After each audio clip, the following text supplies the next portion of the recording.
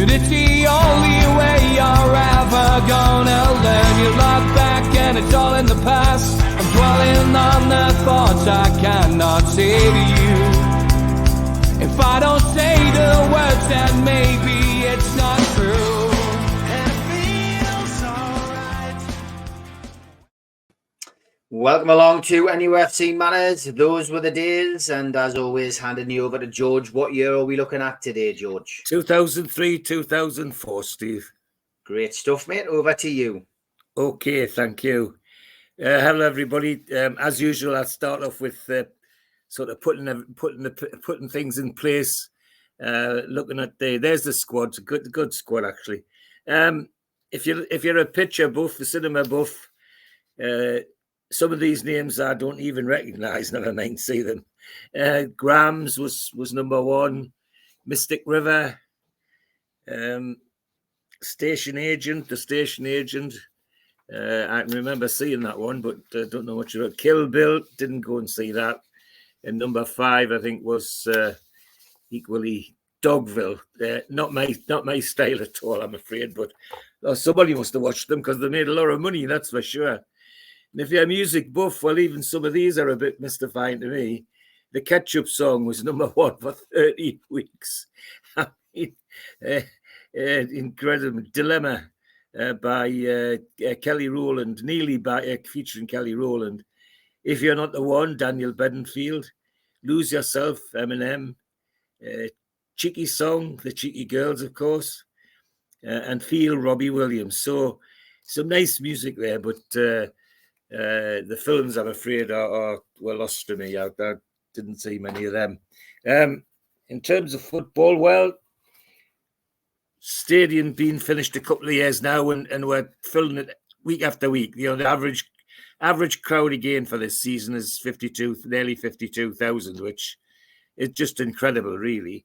And we're in everything, of course: UEFA Cup, FA Cup, League Cup, and the management's the same: Shepherd, Bobby Robson, John Carver, Alan Shearer, and Shearer, top goal scorer again, 28 goals. My God, how we could do with that again. Although the way things are going, we might have a one in the way he's going to get that many goals the way he's playing. Interesting changes, some sad changes. Say bye-bye to Nobby Solano, went to Villa. Nikos Dabizas went to Leicester. And Andy Griffin was released through injury. Carl Court, who went to Wolves. So there was some good names disappeared. Some interesting names coming in, like Michael Bridges and what have you. But as I say, the biggest things were the well-known ones that disappeared, which I always find quite interesting. And coming in, of course, Lee Bowyer came in, and some 3 players that signed professional: Matty Pattinson, Peter Ramage, and Martin Britton. Now, they all had good careers, not with Newcastle, but they all had decent careers. So that's where we are in terms of setting the scene, and we're off to initially with the strips. Now that's a strip I like. I've got to admit. I think that on that one they got the width of the stripes right for me. So some of them the stripes got a bit too broad, but that's my humble opinion. And that's a good second strip. I think is not bad. And the goalkeeper strip was different. I quite like that, the goalkeeper strip, if you like them, and as was that one. All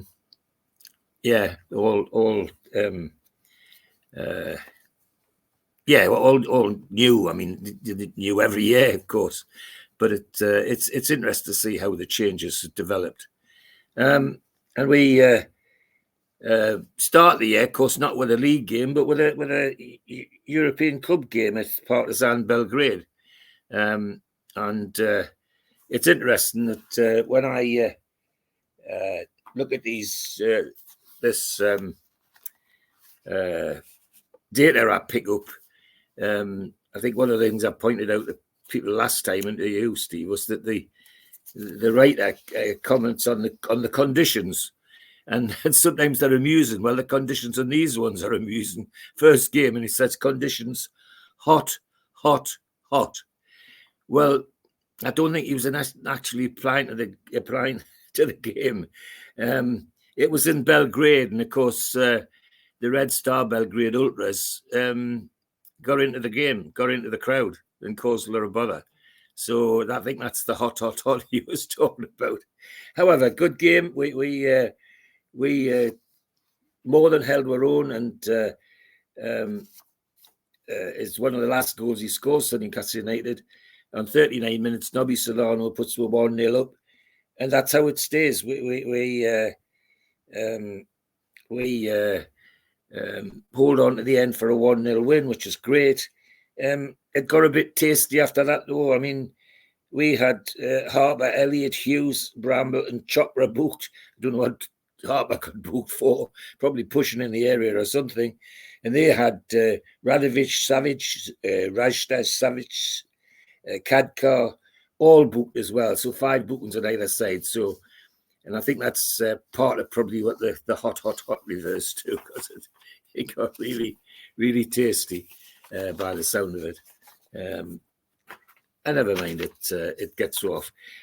First league game is at Ellen Road. What a way to start the season, of course. It's we're nearest neighbours in many respects, and going to Ellen Road is always a tough one, and they're being tipped to get amongst the top this particular season, and with the squad they've got, there's no reason why they shouldn't.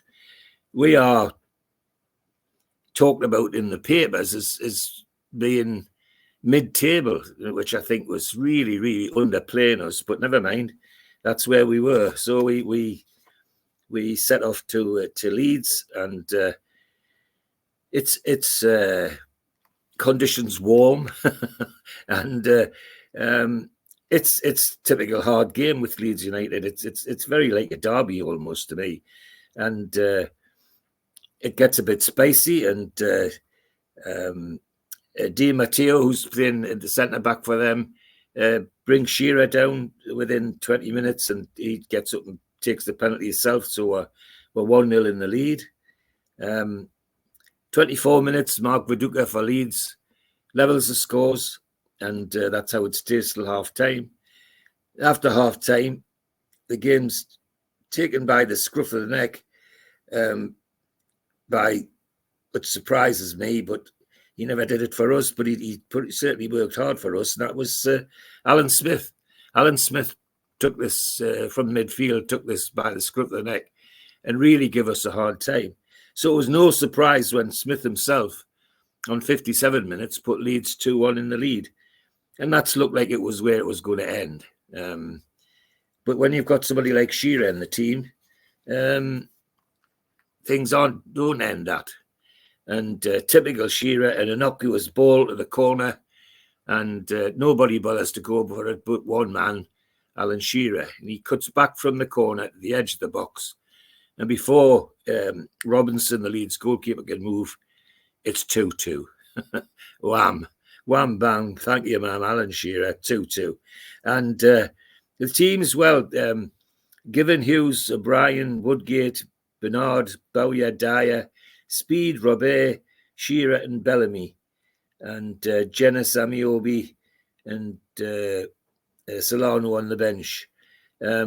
It's Leeds, Robinson, the big goalkeeper, Kelly, Radaby, Kamara, Matteo, Sacco, Morris, Seth Johnson, Wilcox, Viduka and Smith. And a tidy side. And sitting on their bench, of course, they've got James Milner sitting on their bench. And so, you know, tidy bench as well. And it gets a bit spicy. Bookings for Leeds, Wilcox, Johnson, Morris and Dummy. And for Newcastle, Woodgate and Bellamy. And the writer of this report says why they got the book, and it says of Bellamy, inability to keep his gob shut, which I think we all recognise all too much. So 2-2 we get at Leeds, and that's a good way to start the season. Not a bad way to start the season at all. Then we're away to you have Manchester United at home, tipped by everybody and anybody to win the championship this time, but there's a few teams, including Arsenal and others, but they're certainly tipped to be there. And we go there with a good result at Leeds, but they come to us after we got a good result, and they've already had a good result. But it's a tough game. We go 26 minutes and Shearer wallops one in, but against the run of play. But after that, it's a bombardment by Manchester United, and it's nobody's surprise when Van Nistelrooy and Scholes late in the second half make it 2-1 to Manchester United. And the last 10 minutes is really backs to the wall, because fancy bringing off the bench Ronaldo and Forlan off the bench into any game.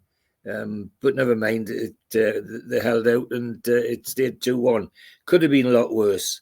And as I say, the good football game, but Manchester United's game, we really weren't going to win that one. It was one of those days as far as we're concerned. The next game is the next European game is the return game with Partizan Belgrade, and we already got a 1-0 lead, and people think, well, let's drive it home when we've got them on our own pitch. Well, it wasn't going to be like that. Partizan Belgrade came out firing in all cylinders, is to say, and within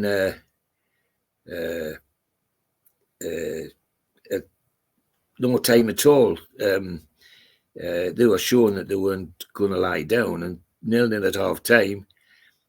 5 minutes after half time, they took the lead, and we were struggling. Our side was Given, Hughes, O'Brien, Woodgate, Bernard, Solano, Speed, Dyer, Amiobi, Shearer, and Viana. And well, it was neck and neck, and they pushed and pushed and pushed as hard as they could.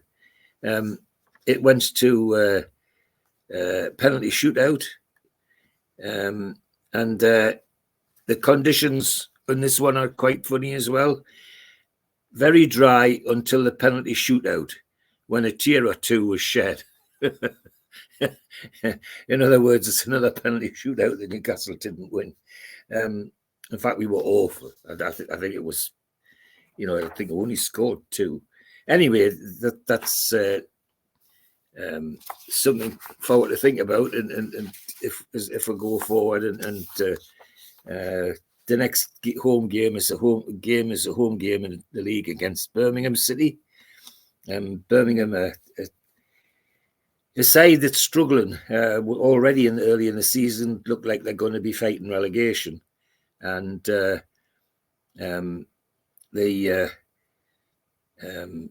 conditions in this one, conditions are blue, says the commentator. Well, I can see why. He says blue because we were awful. Birmingham are, as I say, fighting relegation. We're hoping to push up the league, and we're just not in this game. We just don't come to the table. And of course, as bad as we were, suddenly Birmingham found their legs, and they had a left-sided midfielder called Dunn, who took advantage of some slackness in the defence on the hour. 61 minutes, and bang, 1-0 Birmingham. And of course, in their side is Robbie Savage, Upson, Kenner, Taylor, Clements, Lazaridis. So they're a tidy side, but an aging side. And interesting enough, amongst the substitutes, of course, is Horsfield, a lad that was from Newcastle, played for Newcastle Boys actually, and that's how it went. They hung on, bang at their doors. We might, we couldn't break the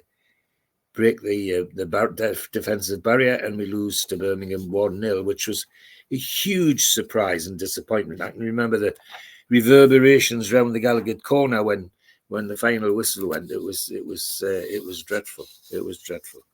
And the next game is an away game at Everton, and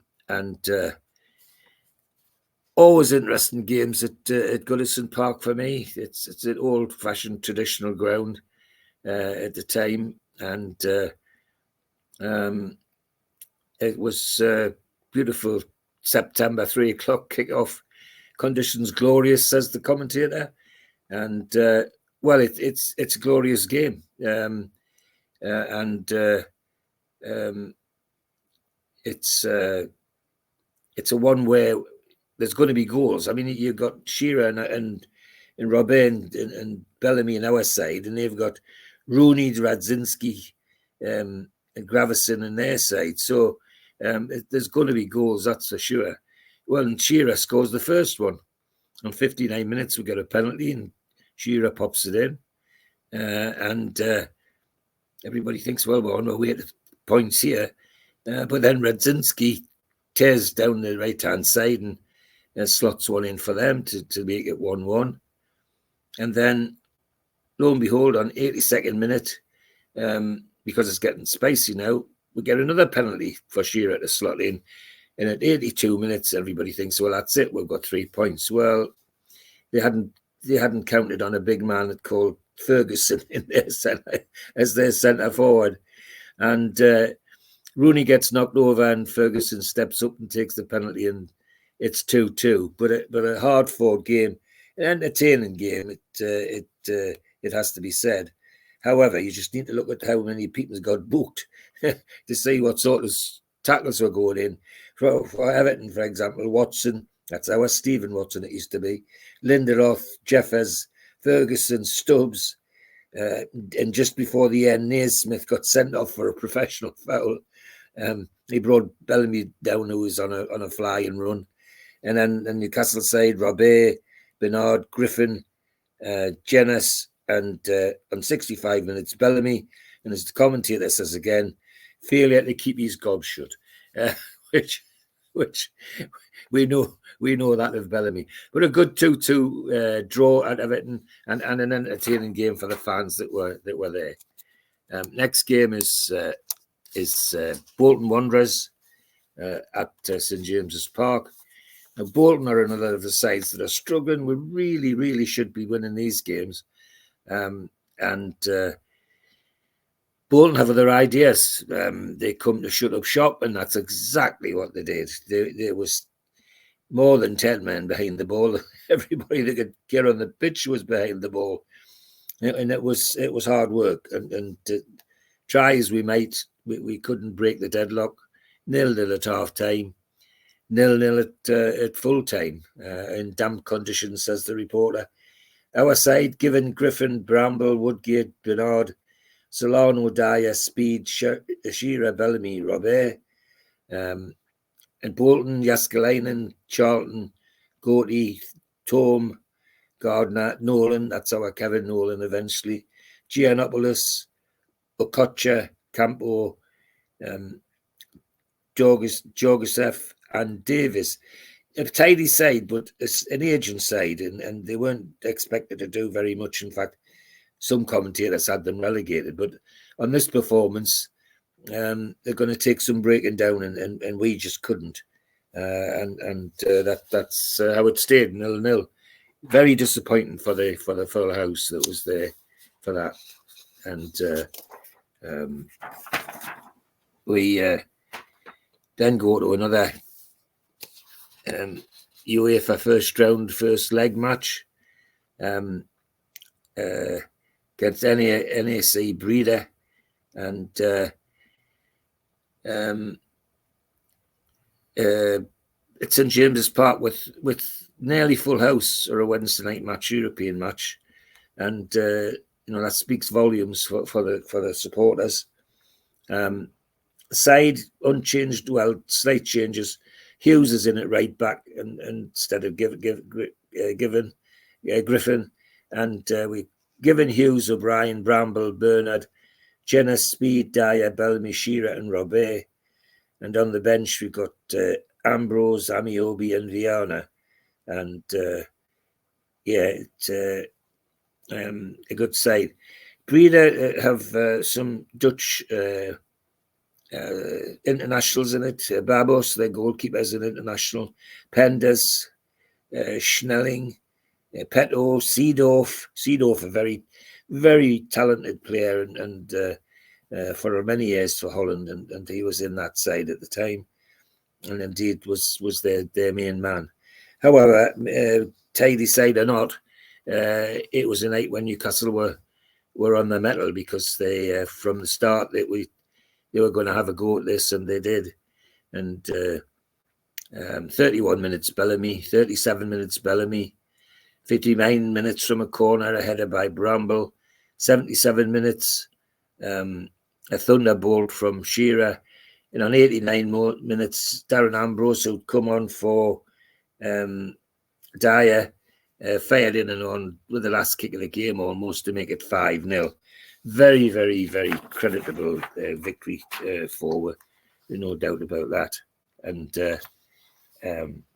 we're now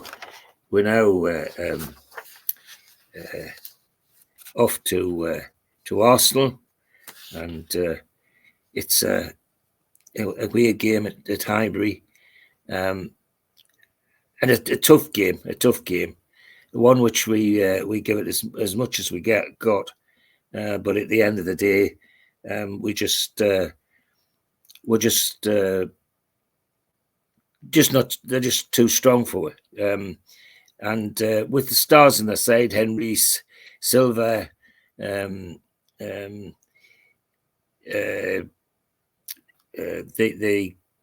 just all stars, the only way to describe them. Now our side, well, same team as played in the previous game, and it was 1-1 at half time, with Robert scoring for us, but Thierry Henry scored for them, and after the half time whistle, he scores two more to make it 3. Then on 71 minutes, Oliver Bernard gets one of his rare goals, so Newcastle make it 3-2. Kind of flat us to deceive that score. We really weren't that close to them in terms of football, and people begin to realise why many of the pundits were saying that Arsenal were a side to watch, and so they were. That was a good indicator. So 3-2 loss, but not the end of the world for us. Not the end of the world. We're then away to have Southampton at home, and given Hughes, O'Brien, Bramble, Bernard, Dyer, Jenner, Speed, Bowyer, Shearer, and Bellamy. And interesting in this game, there was no substitutes used in our side. Southampton come with a good side. Naomi, the good goalkeeper, Dodd, Svensson, Higginbottom, Fernandez, Telford, Marsden, McCann, James Beattie, dangerous centre forward, and Phillips. And a side that give lots of trouble in the past, and were again, and our commentator says of the conditions, potentially disastrous. Well, what he was meaning was, if we lose this one, we'll go into the bottom half of the table, and that's what he's referring to. However, a good football game, end-to-end stuff. Looks like it's going to be 0-0 all the way through. Then almost the last kick before half time, none other than Shearer wallops in a beauty from 30 yards, and it's 1-0 at half time. And that's how it stays. We never look like losing it, and they never look like winning it. But that's how it panned out, and it was a good win.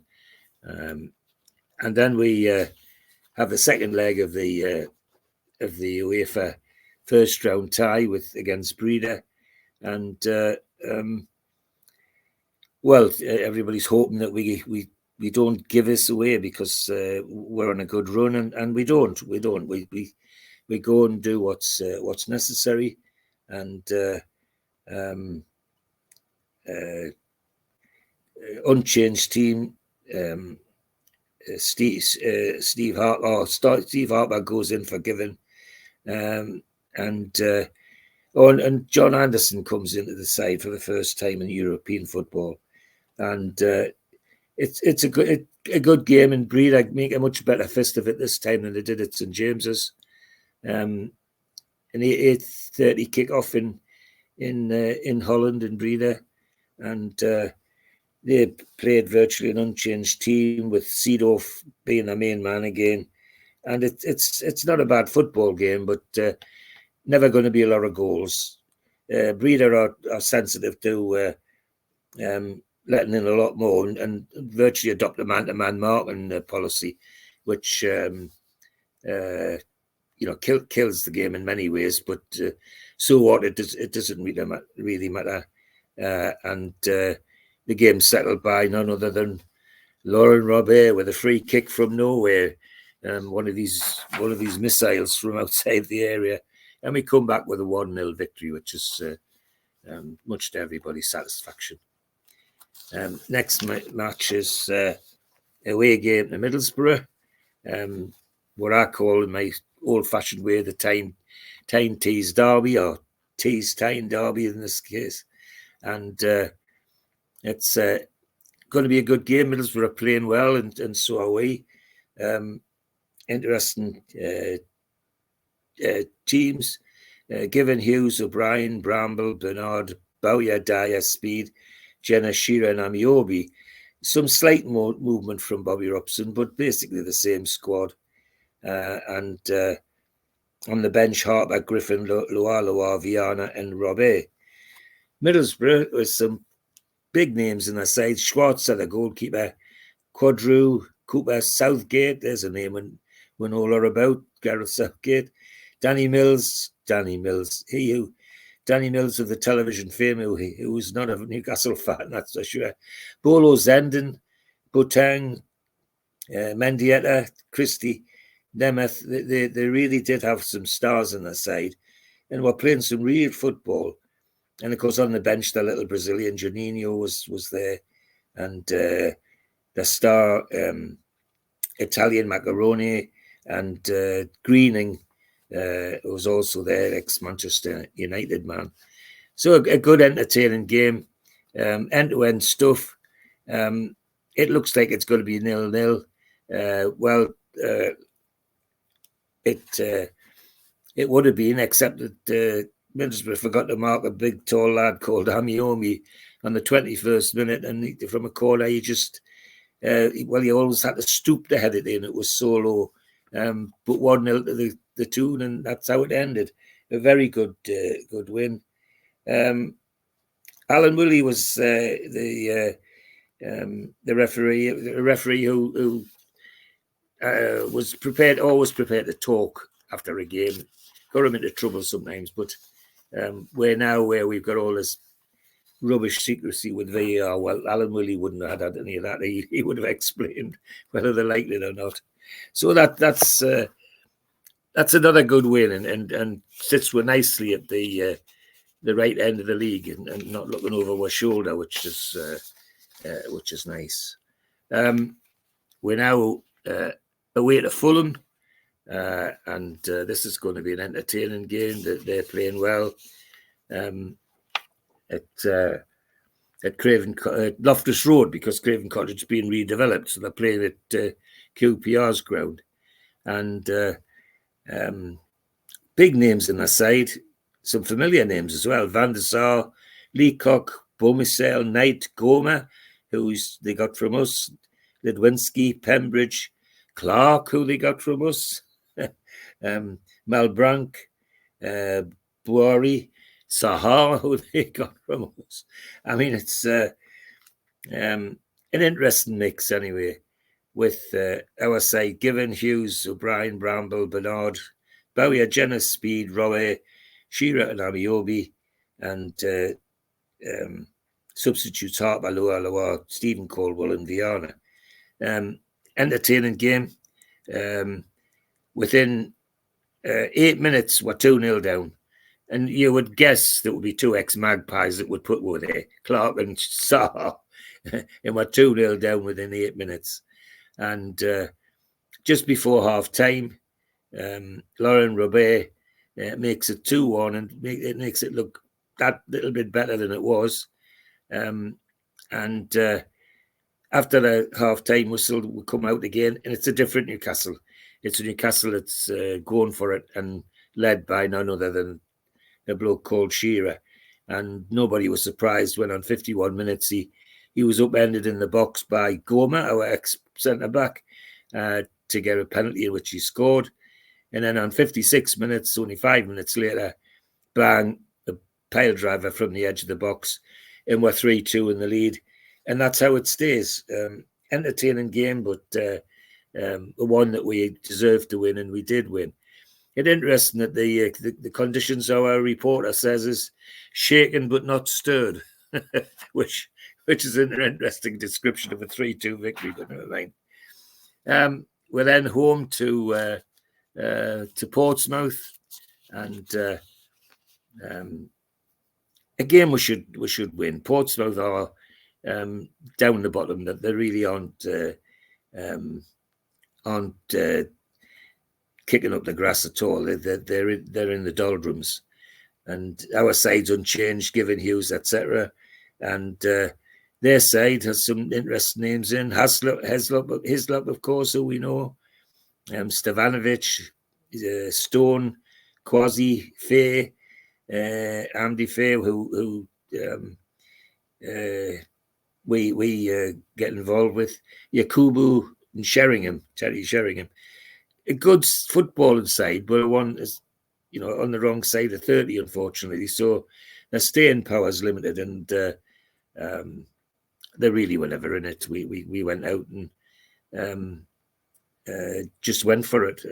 17 minutes speed, scores with a typical speed header from a corner. 28 minutes a penalty, and Shearer pops that away. They never looked like scoring at all. 61 minutes, and Shola Amiobi adds to his tally, and it's 3-0. And that's how it stayed. They never looked like scoring at all. Our commentators comment about the conditions. Fine autumnal sunshine after earlier wind and rain. So that's the real conditions. Good game if you're a Newcastle fan. Very poor if you're a Portsmouth fan, and couldn't have been much to watch for the neutrals either, because it was very, very one-sided, to put it mildly. We're then with Carling Cup, third round, with West Bromwich Albion at St James's Park. And, well, everybody wants a cup run, don't they? Well, with the Carling Cup, that's easier said than done. Conditions cool but clear. And we set off 100 miles an hour but can't get the ball in the net. It really is frustrating. And then lo and behold, what happens on 29 minutes from an innocuous shot from someone in West Brom's side, hits Amiobi and goes well out of Harper's reach. And we're 1-0 down on 29 minutes when we should be 3 or 4 up. And that's the way it stays at half-time. Second half, we're bang, bang, bang at the door. And eventually Robert, with a real corker of drive from him, 65 minutes, it's 1-1.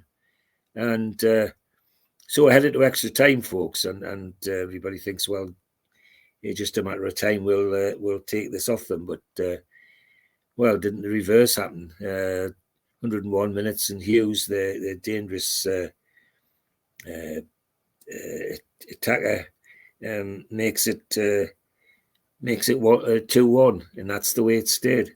I mean, our side, apart from Harper, it had been unchanged, but we were missing one man, which was Alan Shearer, of course.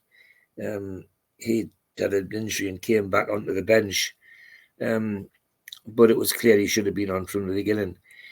West Brom's side, some interesting names: Holt, goalkeeper, Craig and Haas, Johnson, O'Connor, Clement, Dobie and Hulse, all good players, but aging players. But nonetheless, they're through to the next round, and we aren't. So we're stuck with it. no cup run there. So we get rid of West Brom, and we have a home match against Aston Villa in the league. Villa are playing well, is in the same sort of position as we are, mid-table, towards the top of the table, and entertaining game. Fine afternoon for a 3:00 kickoff, and all's going well. But lo and behold, big centre forward called Dublin on 11 minutes is left unmarked, and you can't do that and get away with it. Well, we didn't. That 11 minutes were 1-0 down. So after that, it's a really hard slog for Newcastle. However, just almost the last kick of the first half, 45 minutes, we get a free kick, and none other than Laurent Robert obliges by plumping it in the bottom of the net. So we go into half-time 1-1. Everybody's expecting fireworks in the second half. Well, we get fireworks, but their own kind of fireworks, because people start kicking holes in each other. And they have 4 booked, and we have 5 booked. Therefore, is Hitzelberger, McCann, Johnson, and Ridgewell. And McCann oversteps the mark on 70 minutes and ends up with a red card. Now, it's backs to the wall for Villa after that, but we still can't break them down.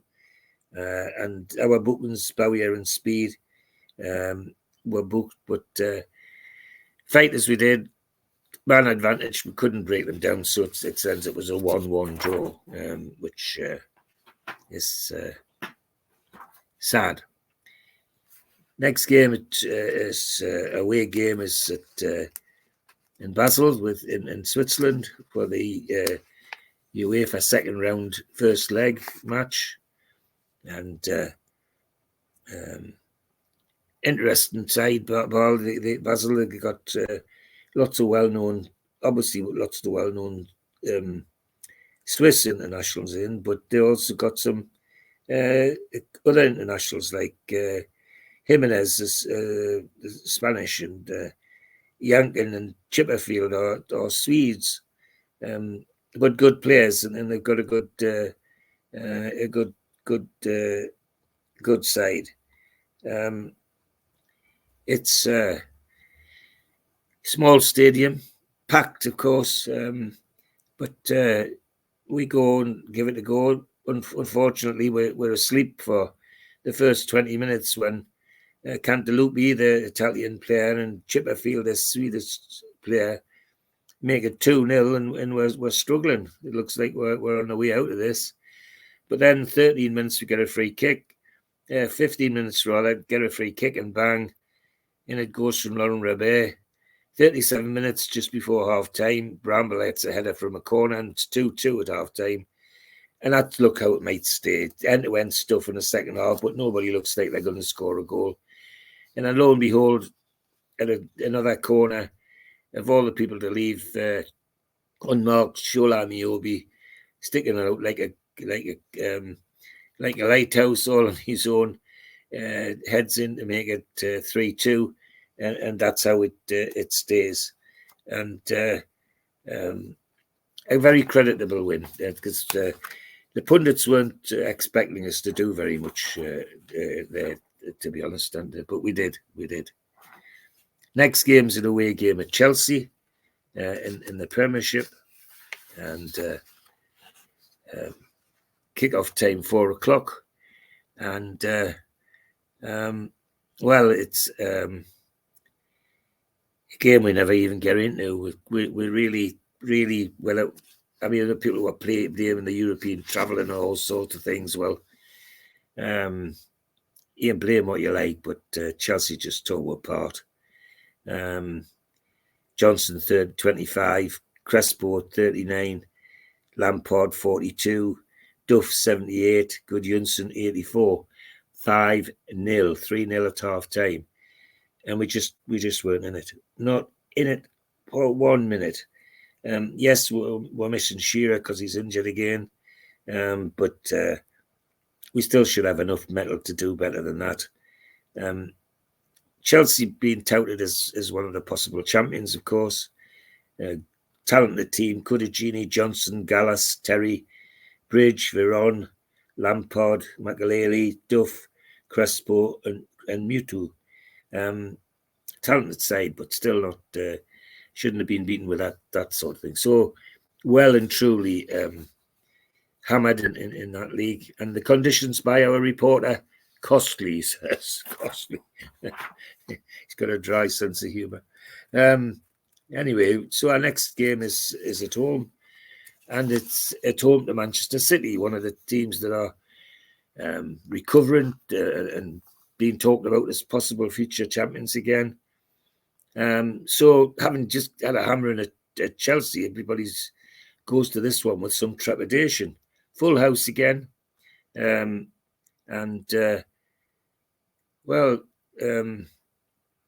Interesting game, because first half was dire, 0-0.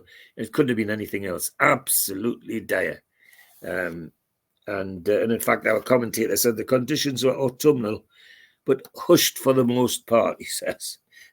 Well, first half, I remember being at this game. They were hushed. It was awful, first half.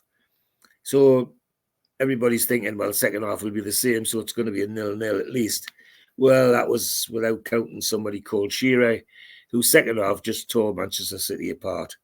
He laid one on for Amiobi on 57, scored one himself on 77, then on 85 minutes made it 3. So we ran out 3-0 winners and well and truly winners of that particular game. The side, Given, Hughes, Bramble, Woodgate, Bernard, Dyer, Jennis, Speed, Robert, Shearer and Amiobi. Manchester City, interest names: Seaman, Janhai, Dunn, Diston, who used to be our centre-back, Tarnot, McManaman, who they'd bought from Liverpool, Bosfeld, Barton, Sinclair, Fowler, who they bought from Liverpool, and Anelka, who they bought from Liverpool, who'd just arrived at Liverpool for so many months from Arsenal and didn't stay very long. But again, as I say, once Shearer took over, that was the end of that. So a nice 3-0 win sort of stabilised things in the league and made everybody feel that much better.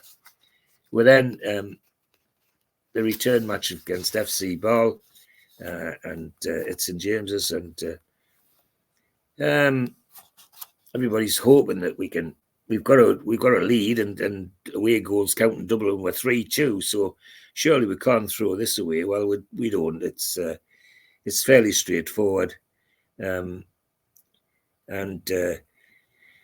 with 14 minutes, there's a harmless back pass which the goalkeeper misses, and Newcastle are 1-0 in the lead with an own goal. So that kind of seals things. After that, the Ball team just decides they don't want to be hammered, so they just get 10 men behind the ball and make it very, very boring for the rest of the game. But a 1-0 win gets us through, and that's all that mattered at the time. And conditions, calm for once, says the reporter. Calm for once. So we're now away to Wolves. Always an interesting trip. to Wolves. Even now, it's always a good game. Always a good game at Wolves. Entertaining football. And there's no exception. End-to-end stuff in the first half with Blake, their big centre forward, putting them in the lead on 27 minutes. And then a few minutes later, 31 minutes, Shearer hammers a one in to make it 1-1 at half time. And that's how it stayed right to the end. But it wasn't for the one to try. And I've got to say, both teams could have added to that tally, but hit the woodwork. Good saves by goalkeepers and all of that sort of thing. So, but 1-1 was a decent result and kept us in the right part of the league. We have a home match against Liverpool, and it's the one that always excites. I mean, it's it's no good pretending otherwise. They're always an entertaining side, and 12:30 kickoff, which in those days was unusual, and our side: Given, Hughes, Woodgate, Bramble, Bernard, Jenner, Speed, Dyer, Robert, Shearer, Amiobi, and Liverpool, well, Kirkland, Risse, Biscan, Hippier, Osterbo, Murphy, Haman, Gerard, Diouf, Singamar, Pongoli, and Heskey. A very, very good footballing side. Interestingly, in this particular season, the pundits didn't fancy Liverpool for the title, but fans were nervous about them. They're always going to be there or thereabouts. Well, it was an entertaining game. We let ourselves down in early 6 minutes, and Murphy sneaked in a corner to give them the lead. After that, it was mostly one-way traffic to their goal, and on 63 minutes, no surprise when Alan Shearer made it 1-1. And that's how it stayed. Got a bit spicy towards the end. Bramble got booked, and the Liverpool side, Ostermober and Kirkland, their goalkeeper, Kirkland got booked for pushing on me over in the penalty area, waiting for a corner. All the pushing that goes on. Diouf got booked because he's Diouf, and Didi Haman got booked for a nasty foul on Lauren Robert, which a bit surprising when they used to be mates. But however, still 1-1. It as far as we're concerned, it keeps you in the right half of the league and starting to look quite promising. Next game is home game against Tottenham Hotspur, and again an entertaining game. The sides very even Steven on paper, but the fact of the matter is, from the kick-off almost, you could see Newcastle were up for this one and Spurs weren't. And it's no surprise when 35 minutes Robert scored a blinder from 30-odd yards and put in the lead at half-time. Immediately after half-time, same man, Lauren Robert, another free kick, bang, 2-0. And then within 5 minutes, Shearer joins the party and adds another from a corner.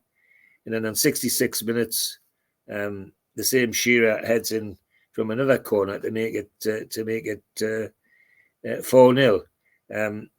A very, very good win from a point of view, a league position, but also establishing ourselves in the top half of the table, not just anywhere, but in the top half, and actually with another win, the results go right for. We're actually in the top four, never mind top half. But Tottenham just not in the game. Talented side, all the stars that they want with, and some of ex-players of ours included, but not in the game. Nowhere near the game. 4-0 and an easy 4-0 to keep with the top half of the league. We're away now to Charlton Athletic, Charlton, one of the sides that people are really expecting to disappear from the league. They're not regarded as a problem, so we should be beating them, even though it's away from home. We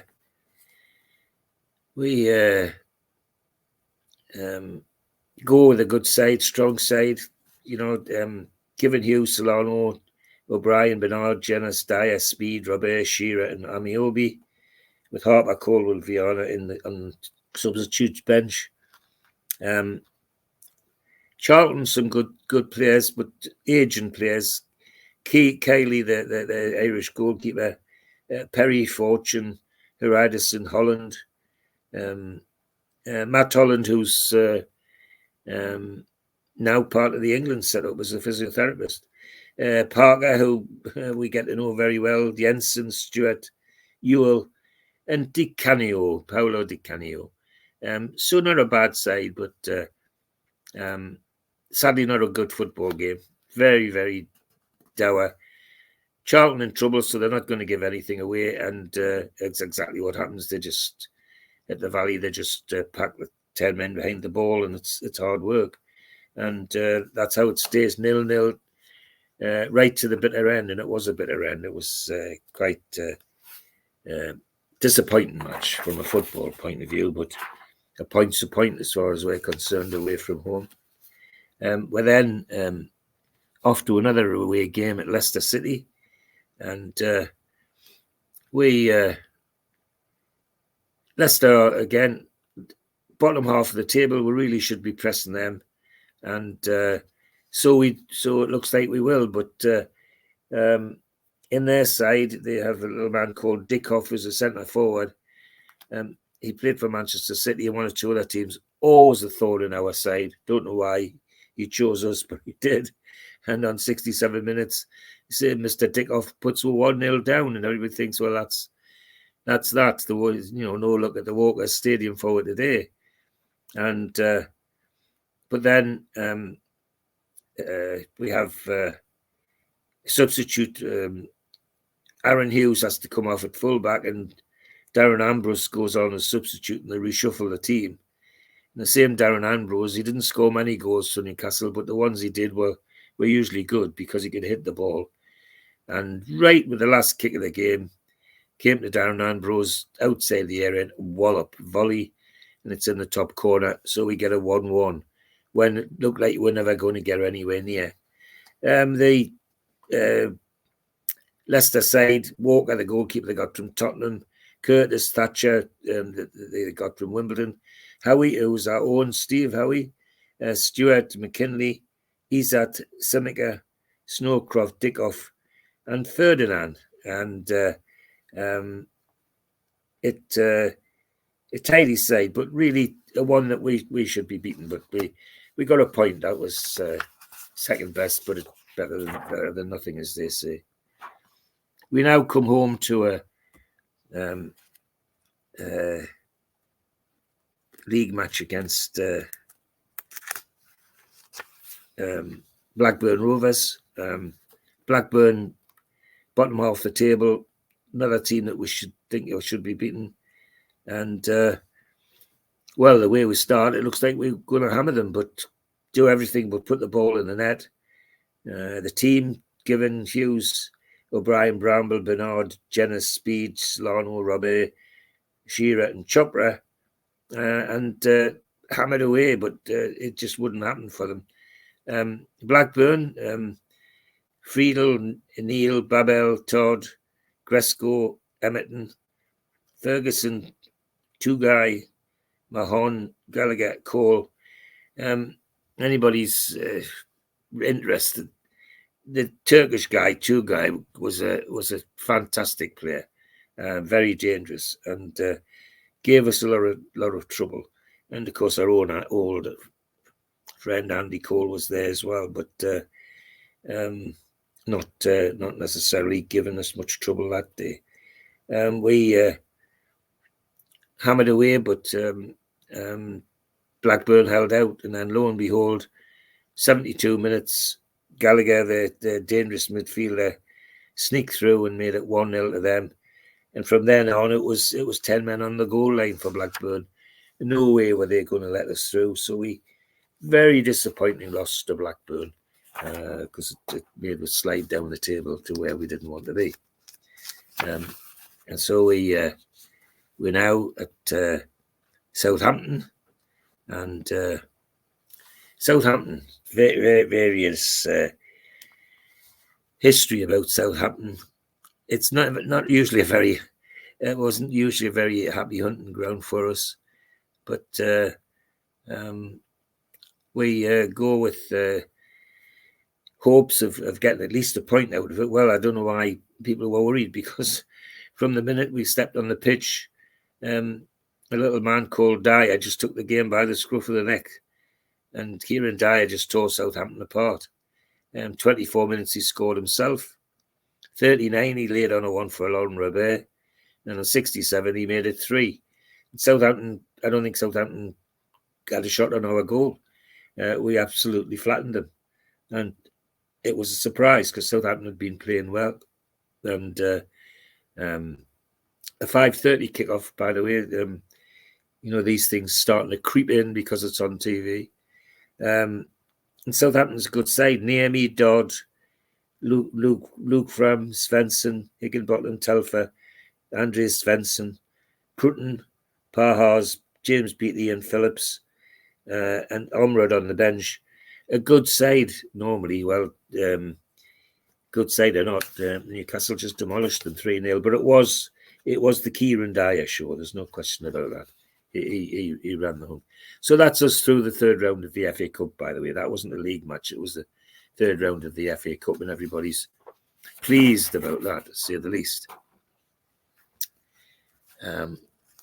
It's next game is return game with Leeds at St James's, and a Wednesday night 7:45 kickoff, and everybody's expecting fireworks. It usually is with Leeds, but just an excellent game. Tough, yes, and hard tackles and all the rest of it. Leeds side: Robinson in goal, Kelly, Dewberry, Kilgallen, Hart, Pennant, Matteo, Batty, of course David, who's to become ours, Johnson, and of course Milner, who we know, and Viduka, who we know as well. So it's but it was a good end-to-end stuff. Unchanged team for us with Shearer captain again, and it was a windy night. I remember there'd been a very windy night, but didn't seem to cause that much trouble. In fact, our commentator says conditions blustery. Well, he's right about that one. I can remember that. But although it was a 1-0, it could have been a lot more either way. If both goalkeepers, actually, Given and Robinson, had brilliant games that night, and so we ended up with a 1-0 victory, which keeps us in the top of the table where we want to be, and we're now off to Manchester United, to Old Trafford, and basically nobody gives us a snowball's chance, really. However, we dig in and really give it a go, and the net result is we end up with a draw, a 0-0 draw. But it's an entertaining 0-0. Both sides could have scored, and that they didn't is more by good luck than good management, because it just didn't happen. Hit the woodwork. Goalkeepers making brilliant saves, and so a 0-0 against a team which is touted to be in the next champions, although they're struggling to be in the top 4. Is no mean feat, and everybody's happy with that. Manchester United all-stars: Howard, American goalkeeper, Gary Neville, Ferdinand, Sylvester O'Shea, Kibertson, Phil Neville, Roy Keane, Giggs, Scholes, and Van Nistelrooy. A very, very talented side, but couldn't break her down. And well done the Toon for that one, because they dug in. Side, Given, Hughes, Woodgate, O'Brien, Bernard, Solano, Jenner, Speed, Robert, and Diet, and Shearer. And my memory is that the credit for the 0-0 went to Jonathan Woodgate. Apparently, everybody thought that was probably one of his better games for Newcastle United. Although I don't actually remember him playing badly, but apparently that 0-0 at Manchester was credited to him as much as anybody else. So very, very good result. Good result. And we're now back to a home game against Fulham, who'd given us a fairly tough game at their ground. Side unchanged from the Manchester United game. Fulham side, same talented lot: Van der Sar, Djibouti, Goma, Knight, Lajinski, Sean Davis, Clark, Malbranc, Bonagira, Boamorte, Hales. Boamorte, a flying winger, very dangerous wide man, always likely to get a goal or two. And however, we just set off at 100 miles an hour. Within 4 minutes from a corner, Andy O'Brien taps in. Just before half time, 41 minutes, Gary Speed floats in a nice ball from a free kick. And then on 54, another free kick, and Laurent Robert takes it, and it's 3-0. 74 minutes, just to give with the Willies a bit. Davis scores for Fulham and make it 3-1. But that was it. They were never going to come back. It was the end of any opposition from them. And very wet night, I remember. Very wet night that night. And FA Cup fourth round is the next one. We go to Liverpool for that. And well, Anfield's always going to be tough, whether it's Cup or League, but people are seen with playing well, and Liverpool not always playing well. So we go with some hope. And Liverpool side: Dudek, Finan, Henshaw, Hippier, Carragher, Heskey, Gerrard, Haman, Kewell, Chiru, and Michael Owen. Our side unchanged, and it's a good game. It goes off at 100 miles an hour. Chiru scores for Liverpool on 2 minutes. And then on 4 minutes, almost direct from a corner, Laurent Robert makes it 1-1. And that's how it stays till half time. And everybody thinks, well, maybe we're going to get away with this and take them back to St James's. Well, we didn't. On 61 minutes, Chiru again takes a free kick, and it's 2-1 to them. Try as we might, we couldn't get back into the game. So it ends up fourth round with a 2-1 win to Liverpool. And it's the end of that for the cup.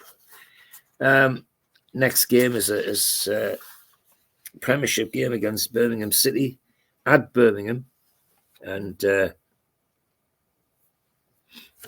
it's Birmingham in dire trouble. They really are, and so it's expected to be a backs to the wall sort of game, and it was. They hardly got out of their own half, and Birmingham must have been, the hearts must have sunk, because on 37 minutes, Gary Speed floats in a nice free kick to make it 1-0. It stays that way till half time. In fact, it stays that way right through the second half, right till almost the last kick of the game, when their substitute John, who came on for Johnson, old centre forward, scores with almost the last kick of the game, make it 1-1. And so Birmingham get a point, we get a point, but not a very satisfactory one, because it was very poor stuff, if you're interested in football. It was some dire stuff as well, because the number of people who got booked, 5 on each side, And for us, Viana, Bellamy, and as the reporter says, couldn't keep his goal shut. Yeah, we know all about that. Woodgate, Bernard, and Abiobi, and for them, Bennett, Kartek, Chirosky, Chapman, and Robbie Savage. Fancy Robbie Savage getting booked.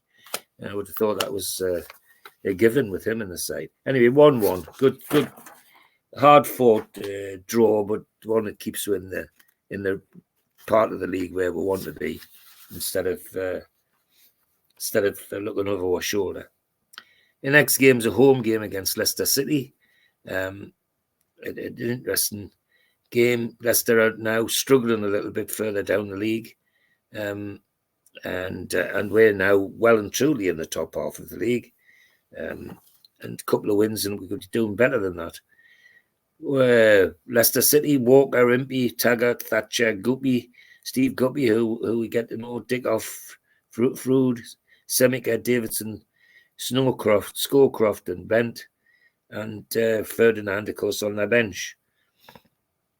And we have Given, Hughes, O'Brien, Woodgate, Bernard, Dyer, Jenner, Speed, Viana, Amiobi, and Shearer. And well, it's brilliant from our point of view, because 30 minutes and Shola scores a nice goal. 37, Shearer frightens Taggart, their defender, into making an own goal. And on 55 minutes, Jermaine Jenner scores a nice goal as well. And then right at the death, Ferdinand comes on as a substitute and scores to make it 3-1. But they were never going to get back in, and it was a 3-1 win for Newcastle, very thoroughly deserved. And keeps with in the right part of the league as far as we're concerned. The next game is a away game at Blackburn Rovers, with a win. We could actually sneak into the top four, never mind the top half, and it's a good game. We're playing well, and they've got to hold on at some stages in the first half. It was 0-0 at the end, but it could so easily been 2 or 3-0 to Newcastle United. Their team: Friedel, Douglas, Babel, Neil, Todd, Emerton, Tugai, Flitcroft, Gray, Stead, and Cole. And our side unchanged, Given, Hughes, O'Brien, etc. And we give it a go. 0-0 at half time. It shouldn't have been, but neither side could actually hit the net. And then on 52 minutes, Shearer slides the ball through for Bellamy, who uses his pace to evade the defence to make it 1-0 to Newcastle. And looks like we're going to get a victory out of it. But then we make the same mistake we make so many times. Late in the game, a corner, and a big attacker, Stead, unmarked, totally unmarked. It makes it 1-1. So disappointingly, we end up with 1 point instead of the 3. Conditions from our report are, well, very familiar if you go to Blackburn. Swirling mists on the approaches to Ewood Park raised concerns of a postponement, but murky patches over the pitch gave way to a clear night by the time kick-off came. And if you haven't been to Blackburn, it lies in a valley in Lancashire, not far from Manchester, and with Yorkshire Dales to the north, and does get a lot of mist, a lot of hazy weather. So I recognise what the reporter's saying, because I've been there when it's been like that. 1-1 is how we ended. It keeps us in the right half of the league and helps them with their relegation problems. So everybody's happy in some way.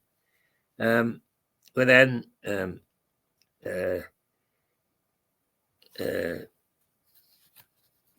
got a return game with Middlesbrough. We our Tyne Tees derby, as I call it, and it's a good one because they're playing well and they're in the top half of the league, and we are pushing for top 4, never mind top half. And it's a good game, full house, 3 o'clock kickoff on a Saturday, and Our reporter describes the conditions as intoxicating, so I don't know where he was before the match, but anyway, intoxicating is how he describes it. Same side virtually from Bobby Robson, Given, Hughes, O'Brien, Bramble, Bernard, Ambrose, Dyer, Speed, Robert, Shearer, Bellamy. This was a period when Darren Ambrose actually did make himself look like a useful player, and I think Bobby Robson recognised that. Middlesbrough, well, Schwarzer, Mills, Danny Mills, Hugo Egiog, Southgate, Parnaby, Mendieta, Botang, Dorviva, Zenden, Juninho, and Job. A really talented football side, and a good game, end-to-end stuff. And Bolo Zenden scores on 33 minutes to put the Frighteners at us in the Gallagher corner. And 63 minutes, though, Craig Bellamy runs through onto a through ball from Gary Speed to make it 1-1. And then, lo and behold, 83 minutes, there's a lot of pushing and shoving in the penalty area, and we get a penalty. And given by my least favourite referee, Graham Paul, who publicly declared his dislike for Newcastle United and their fans, and yet was still allowed to referee games with us. But he gave the penalty, and Shearer stepped up and make it 2-1 on 83 minutes, and that's how it stayed to the end. But a good game.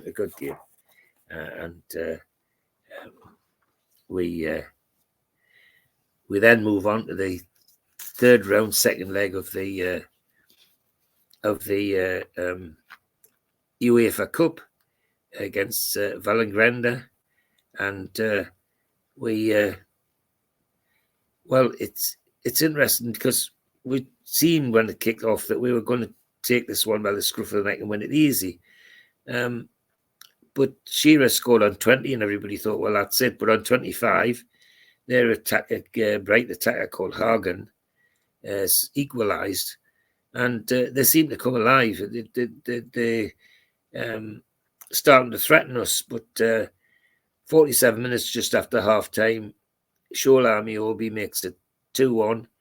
And then on almost the last kick of the ball at the end, he makes it 3-1. And that's how the result stays. And but an entertaining game. I think people in Newcastle, certainly in the Gallagher corner, were expecting it to be a walkover. Well, it wasn't a walkover, but certainly they made us play for it. That's for sure. So 3-1 is a good result in the end. And we now have a return match with Portsmouth at Fratton Park, and Portsmouth now struggling very, very near the bottom, and they have some ex-Magpies in their side, of course, with Hislop and goal, Parazan, Primus, De Zeus, Taylor, Kwashi, Fai, Smerton, Begovic, Loa, and Yakubu. And our side virtually unchanged, Given, Hughes, O'Brien, Bramble, Bernard, Bowyer, Dyer, Speed, Robert, Shearer, and Bellamy. And we go as though we're going to take this one by the scruff of the neck, with Bellamy scoring on 34, and that's how it stayed till half-time. And everybody was sure that that's what it was going to stay till the end, except a young man called Loa, who we knew, just out of nowhere produced a little bit of magic, and bang, right at the last kick of the game, it was 1-1. So 1-1, but it should have been a win. But we just couldn't. We just couldn't drive it home at the finish. That was the pity. And so we now have the second leg of the European Cup against Vålerenga, and in Oslo, of course. I should have mentioned that before. The Norwegian side.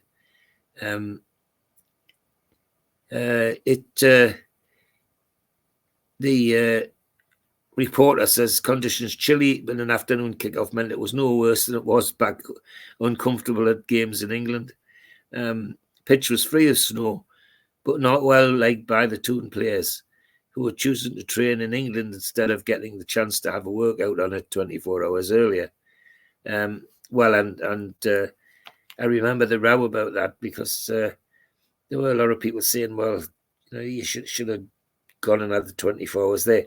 It's interesting, a bit like Eddie Howe had with the Milan game with us, people saying should have went 24 hours earlier. Well, it didn't make that much difference. We held our own in the game. In fact, looked like we'd win it. Bellamy on 39 minutes give us the lead, and we looked like we might going to win it that way. But they have a Brazilian in the side, this Norwegian team called Dos Santos, and he was down as a fullback, but playing more like a very, very attacking midfielder. And we just found it hard to cope with him. They had a substitute called Edvardsson, who was Swedish, who was very dangerous as well. So in Bellamy, 39 minutes, we get one. And then 44 minutes, Norman, who plays for them, makes it 1-1. And there's enough on our side to see us through to the end. Bobby Robson very craftily rests Alan Shearer and Rob A out the game, and I think he probably did right, because we got through anyway. But an interesting game, but one we never looked like we would win. Really, it was one of those with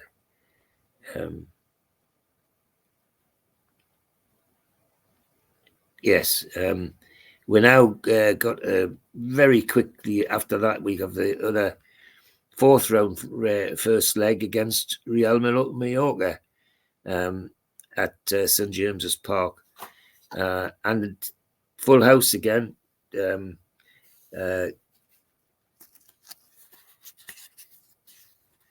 Sorry, there was the only commentary about the attendance was reported as full house, but people couldn't help but notice that level 7 there was big patches, and whether that was because of the very few Spaniards in the way end, I don't know. But I remember one or two people saying, "Well, how can it be a full house and there's all those empty seats?" And then our reporter says, "Cool and clear and suspiciously spacious at level 7." So he'd noticed as well. We good first half, end-to-end stuff, but neither team looked like they'd score. And then after half time, Shearer just takes the game by the scruff of the neck. And interestingly enough, though, he's responsible for a silly mistake at one of a corner, and their attacker Correa makes it 1-0 for them. But it's the worst thing he could have done, because it woke Newcastle up and it just went berserk. Bellamy on 67, Shearer 71, Robert 74, and Bramble 84, and we ended up 4-1 winners, and deservedly so. I mean, Mallorca were never in the game after that. Well, before that even, but we got a nice 4-1 victory anyway, and great. Next game is an away game at Tottenham Hotspur at White Hart Lane. To win this one and win the top 4, not just the top half, but it's a big ask. But it's an entertaining game, and to get end-to-end stuff. 0-0 at half time, and both sides could have scored but didn't.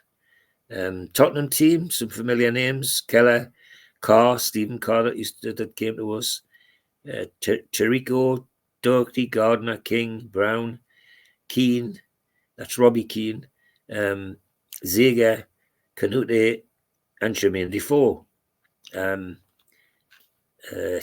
Good side. Our side, Given, O'Brien, Hughes, Woodgate, Bernard, Jenner, Speed, Bowyer, Robert, Shearer, and Bellamy. and Amiobi for Hughes later on.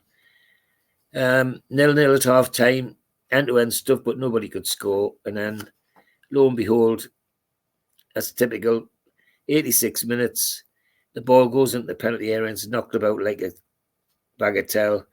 And the last person that hits is Andy O'Brien, and it deflects past Shea Given into the goal to give Spurs a 1-0 victory, which was some disappointing because they put so much effort into the game. It was sad for the team anyway. Next game is Charlton Athletic at St James's Park. Charlton now really in the bottom, not just the bottom, but the bottom two. So there shouldn't be a problem to us. And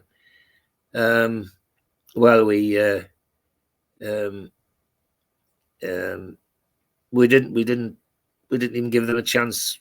1 minute, Shearer, bang. 35 minutes, Jennings, 2-0 for half time. And then Jensen scored 54 for them, but then 77, Shearer made it 3-1. Very tidy victory to put one nice and clearly. And in the top four, not just in the top half, which is quite something. Because bear in mind, pundits were saying we'd be looking to be in the middle of this league this year. Second leg against Real Mallorca in Spain, in Palma Stadium, in the Moy Stadium in Palma. Nice little stadium, which I've been to on a couple of occasions. And I remember Neil and I on a holiday went to the stadium to see Mallorca play Real Madrid, and that was some experience. Anyway, we didn't, no hesitation. You could see that Newcastle were going for it straight away. 0-0 at half time, but how it was 0-0, goodness knows. Second half, first kick after second half, Shearer, bang, 46 minutes, 1-0. Bellamy, 78, 2-0. Shearer, 89, 3-0. So we get the aggregate 7-1. And with ease, it wasn't, there wasn't much doubt about it. Mallorca had some talented players, but some of them passed it a little bit. Mickey in goal, Poli, Nagori, Nenny, Gonzalez, Marcos, Finley, Pereira, left-sided attacker. Great player, but well past it by now. Anyway, 7-1 aggregate, and that's us well and truly through. The next game is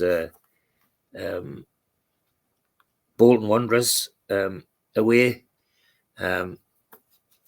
Bolton are bottom half, and we should be beating teams like Bolton, but well, we try as we might. It's Sunday 2:00 kickoff because of TV, of course. Bolton's side: Jääskeläinen, Hunt, Gotti, Tom, Charlton, Compo, Giannopoulos, Nolan, Okocha, Pedersen, and Davis. Kevin Davis, a very dangerous centre forward. Newcastle, Given, Stephen Taylor comes in, Woodgate, Bramble, Bernard, Bowyer, Jenner, Speed, Robert, Shearer, and Bellamy. And end-to-end stuff, but nobody can put the ball in the back of the net. We give, from the kickoff, a very silly goal away. Their Pedersen, the Icelandic forward, was given a free run in and made it 1-0. And we never looked like recovering that. All end-to-end stuff, but still the ball didn't look like it would go in the onion bag. It was bounce around the woodwork, and great saves by Given and by Jääskeläinen. But 1-0 was how it stayed, and it was always going to be that, the way things were going at the Reebok Stadium, of course, which is where Bolton had shifted to. Disappointing from our point of view, because it knocked us out of the top four. We slipped a little bit with that defeat, and we really should have been winning that game. And we're now at home to Everton. Win this one, we're back in the top 4. And we set off as though we want to win it, because within 2 minutes, Bellamy scored. Gravison scored for them in 12. Dyer scored for us in 21. So 2-1 at half time. It looked like it was going to be a great game, and it was. 52 minutes Shearer, 90 minutes Shearer, and almost must have been 96 minutes. Yobo scored a second for them, 4-2. A good win, a good football match, and one which sets us nicely in the top 4 instead of being hovering around somewhere. But a very entertaining game with Everton, and we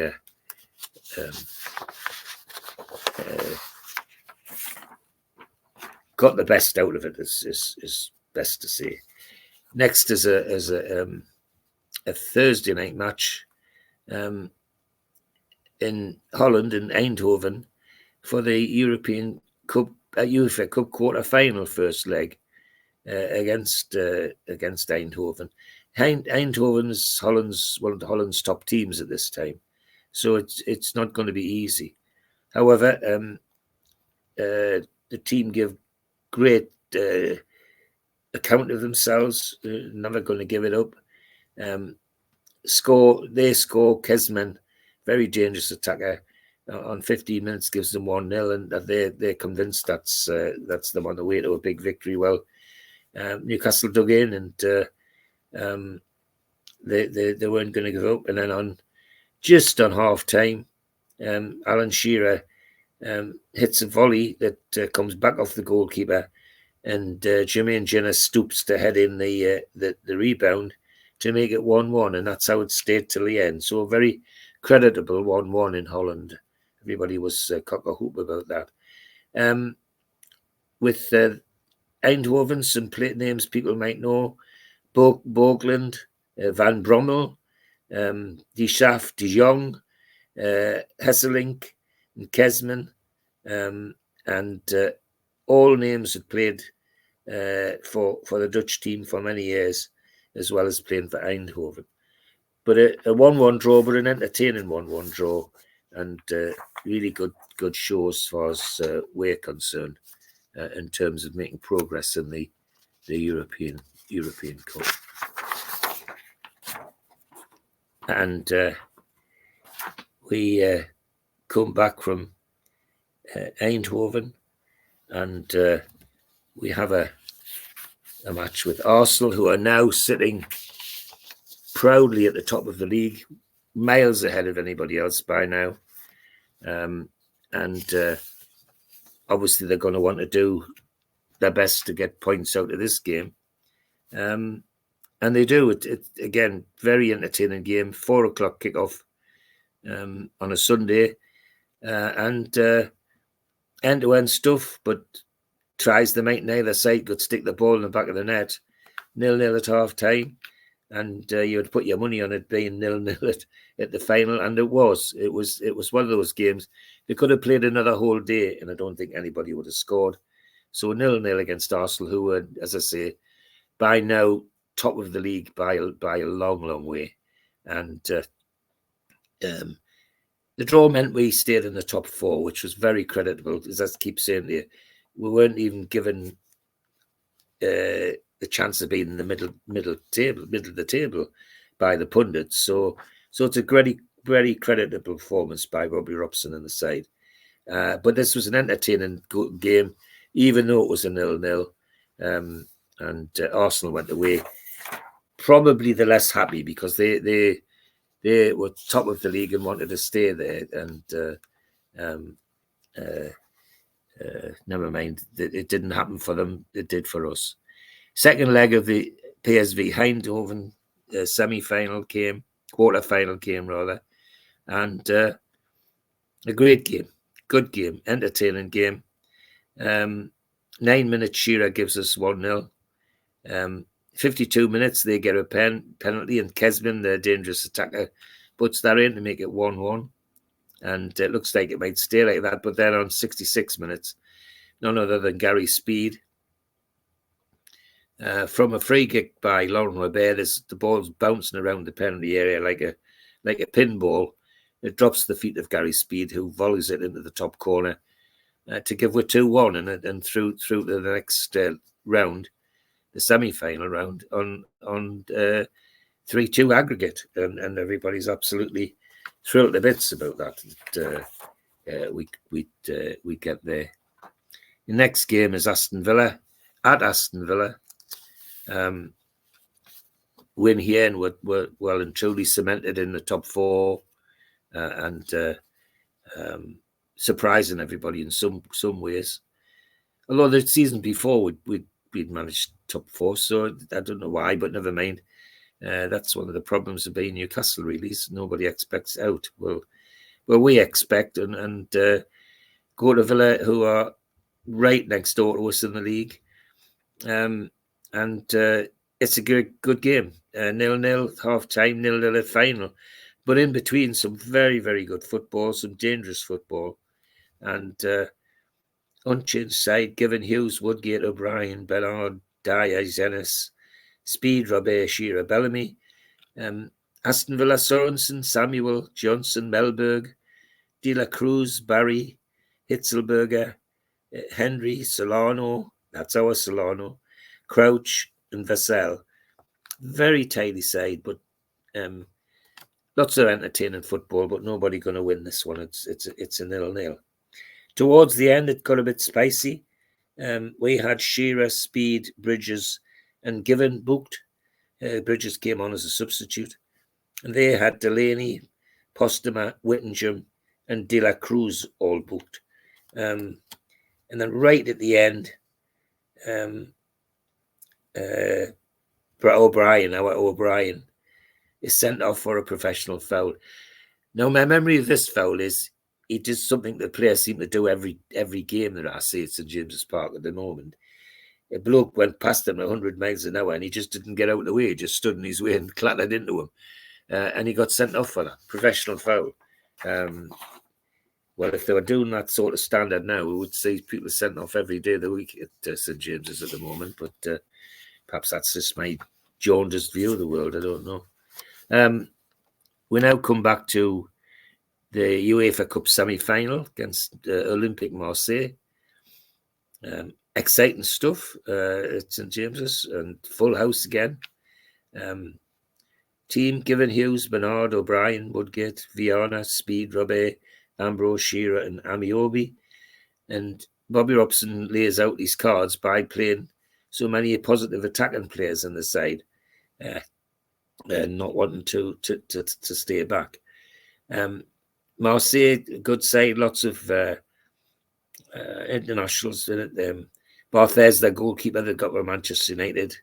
Hernandi, Mete, Ferrari, Flamini, Dos Santos, a Brazilian that played for them, Batiles, Menem, and a young man called Drogba, Didier Drogba, who was to set football alight in the next couple of years. Good game, good football, but nobody looked like they were ever going to bother the goalkeepers. And just one of those games. Could play another whole day and they would never have scored. Interesting point is there's only one booking, and it was by fullback called By, who later on we get to know quite well because he ends up playing for us for a couple of years. But 0-0, creditable 0-0, but means we're going to have to fight like mad in the return leg. And the return leg comes very, very quickly. We have same side, but then suddenly it looks like 0-0, and lo and behold, this young man called Drogba on 18 minutes, 82 minutes, 2 beautiful goals, and that's our semi-final finished, which is a bit sad. We then have a home match against Wolverhampton Wanderers,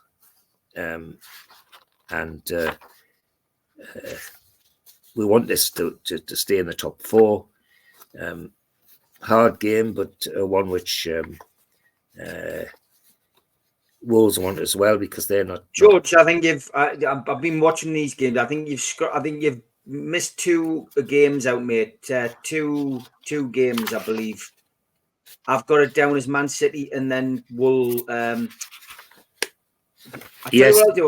Break. If you just want to get this sorted out. It's okay. Okay, yeah, okay. I'll do the ads and then. Yeah, go on. A big thanks to all our sponsors, Skips and Bins. Go to their website, skipsandbins.com. Email inquiries at skipsandbins.com or telephone 0800 25 45 25 3. Easy contract free and pay as you go waste collection. Thanks to Mr. Vicky's Sauces, handmade in Cumbria. Go to their website, mrvickies.co.uk.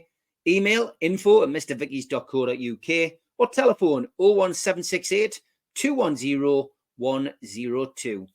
Thanks to United Group Travel. Go to their website, unitedgrouptravel.com. Email info@unitedgrouptravel.com or phone 01670 632 460 or mobile 0791 666 4174. They're a local company from Morpeth and there are no strangers on our tours, just friends you haven't met yet. Big thanks to Media Arts for all the help with the video side of things. And if you want to subscribe to the channel, hit the subscribe button under the video. Click the thumb up to like the video and click share to your social media. If you want to help the channel financially, you can pay a one-off £25 fee. You get a cup, a scarf, a pen and a membership card and entry into the NUFC Matters monthly draw. Email john@nufcmatters.com for more details, or if you've got a smartphone, scan the QR code now and it takes you straight to the membership pack. We also support the food bank on this channel. Go to nufcfansfoodbank.co.uk and you'll find the matchday bucket. You can make a donation virtually today. You can also find us on iTunes, Spotify and other podcast providers. We also do events during the year. NUFC Matters Live will be at the O2 City Hall on Friday the 2nd of August for an evening with Rob Lee, one night in Antwerp. Tickets start at £15 and you can get them from ticketmaster.co.uk. An evening with the entertainers takes place on Friday the 24th of January 2025 at the Tyne Theatre and Opera House in Newcastle. Telephone 0844 249 1000 or visit the website tynetheatreandoperahouse.uk to buy tickets today. You can also catch me on the North East Footy Breakfast Show live on Toon Radio weekdays 7 till 9 a.m. on DAB, smart speakers and the toonuk.com. So I think, George, we're at Chelsea at home. That's right. Sorry. Just the Marseille papers got put together and never mind. You're absolutely right, Steve. Chelsea at home and important because a win here and we really are stuck in the top 4. In fact, if we could get a couple of wins, we could even be knocking on top 3. Chelsea come, they're not far behind because they're playing well. It's an entertaining game. Bit of a shock for the Gallagher corner because Joe Cole 5 minutes puts them Chelsea 1-0 in the lead, and it looks like we're going to struggle. But Shearer, as always, pops up with something and chases a ball that nobody else would look for. It looked like it was going for a goal kick, but not for Shearer. He chased it right into the corner, looked up, crossed it, and bang, Amiobi heads in for 1-1. One of those balls that, for me, always made Alan Shearer, he's always different, but this kind of thing he did was different. He never gave up, and he chased that ball right to the corner flag before he put it in for Amiobi to make it 1-1. After that, it was end-to-end stuff. Full house, of course, 52 and a bit thousand. And just after half-time, Alan Shearer gets a solo effort to make it 2-1. And that's the way it stays to the end. And a very, very good victory for Newcastle, cementing the top 4 position. The next week, of course, there's their away game to Manchester City. Now, this in itself, again, the win here could be top 3, never mind top 4, which would flabbergast most of the pundits. It wasn't to be, unfortunately. Manchester City really come out and have a go at this one, and end-to-end stuff, 0-0 at half-time, and it looked like that's how it might stay at the end, but Paulo Wanchope is their dangerous forward. Slots well in on 59 minutes to send 50,000 Mancunians home happy, and dents our ambitions of top 3, but we're still sitting top 4, which is great, and quite very more than credible. Really good. Then came the second Marseille leg of the semi-final that we lost 2-0 to Didier Drogba, and then we were off to home to St James's to Wolverhampton Wanderers, and again wanting to stay in the top 4, possibly top 3, but Wolves were scrambling a bit down at the bottom and weren't going to give it easy, and they didn't. It was a very, very tough game, end-to-end stuff, with Bowyer scoring on 38 minutes to give us a lead. But then on 70 minutes, Kanye, the dangerous attacker, gets from a corner to make it 1-1, and that's how it stayed to the end. But an entertaining game nonetheless, but one that could have been better for it if we put our minds to it. It's interesting that it got a bit spicy, and you could guess that Paul Ince on Wolves got booked, Cameron Wolves got booked, and a young man called Bowyer for us got booked for diving, it says. Well, he wouldn't do that, would he? That wasn't Bowyer. He wouldn't. Well, never mind. Of course he would. So he scored the goal that mattered on 38, and we got a 1-1. It would have been nice to have got the 3 points, but never mind. We're still sat nicely on 3rd place, fourth place rather. And then we're off to away game at Southampton, and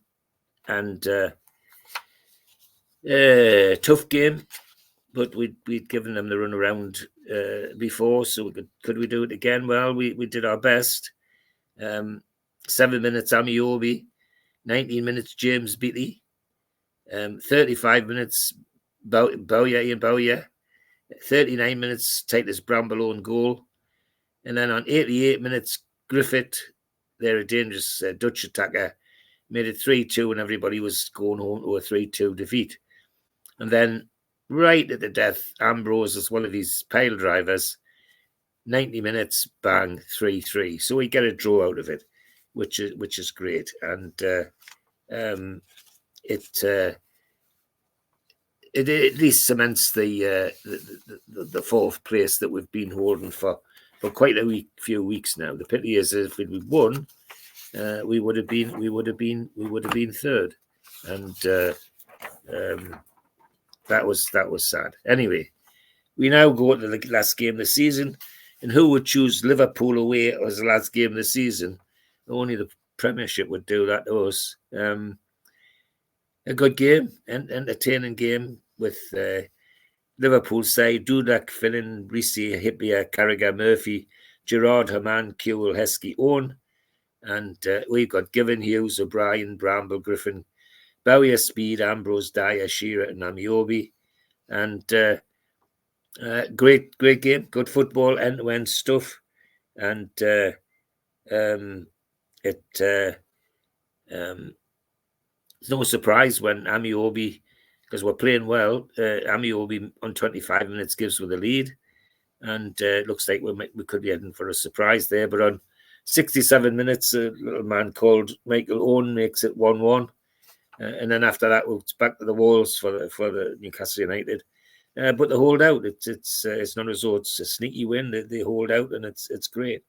And the only bit after that is that towards the end, Ambrose and Kewell, Harry Kewell, that Liverpool just bought from Leeds, the Australian guy, got into a tussle over a penalty claim, and both ended up getting booked. And it was handbags at 9 paces. You know, it was that sort of rubbish. So that ends the season 1-1 and ends up with us a creditable 5th, which when the rest of the world was saying that we didn't even have a chance of getting anything out of it, to get 5th was something. But to put in perspective, Arsenal's championship that year, they were top with 90 points, and we were 5th with 56 points. Wow. Just a bit of a difference. And they of course, had 83 goals. We had 52, 28 of which were Alan Shearer's. I mean, you know, a one-man team. But Arsenal ran away with it. Chelsea were second with 79 points, but Arsenal top with 90. So, you know, great season for them. Wasn't a bad season for us. In fact, a very good season, I think. Creditable because, as I say, everybody and their dog didn't expect Newcastle to do well that season. Yeah. But Bobby Robson managed to get the lads to pull a season together with the help of a certain Mr. Shearer, I would say. So there you are, 2003, 2004. Who knows what comes next? European semi-final was a good achievement as well. I mean, it was. Yeah, so not a bad great season. Stuff. Great stuff as always, George. Thanks for your time. Thanks for your research. Look forward to catching up with you for 2004, 2005. Thank you, Steve. Thanks, everybody, for watching. Do appreciate it very much. Take care, mate. See you soon. See you soon.